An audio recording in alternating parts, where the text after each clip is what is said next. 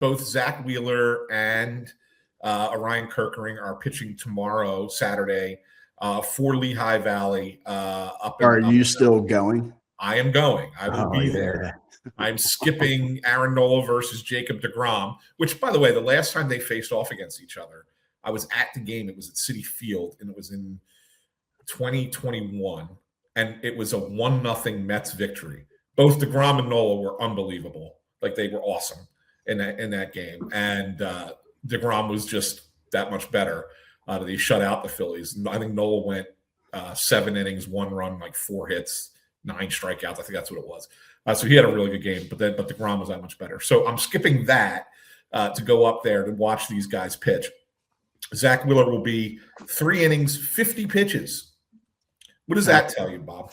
Tells you that he will make 2 rehab starts, and if everything goes as planned, he'll be pitching for the Phillies in that 3rd one. Yeah, I'm kind of leaning that way too. I could see potentially, depending on how they go, maybe a 3rd rehab start. You don't think it jumps from 50 to 65 to 75, 80, and that's 75, 80. They say, here you go, Zach. Like, we're not going to waste 80 bullets on, a rehab start, whether that be with Lehigh. What was it last week? We were saying that if he was with the Iron Pigs, he would have to go to Durham for that start. Yeah. They could also reassign him and have him pitch. Well, no, I guess they couldn't, right? What's the deal with Reading right now?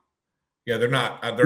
They don't ramp up yet, right? Right, they're not ready yet. So I mean, I don't know. I mean, there's obviously other ways that you can handle that. Yeah, you don't have to have him pitch live on the field, but at that point, like, if you don't want to send him down there, you probably don't want him to throw a simulated game at that volume. He's probably coming back to Philly. Yeah, I think so too.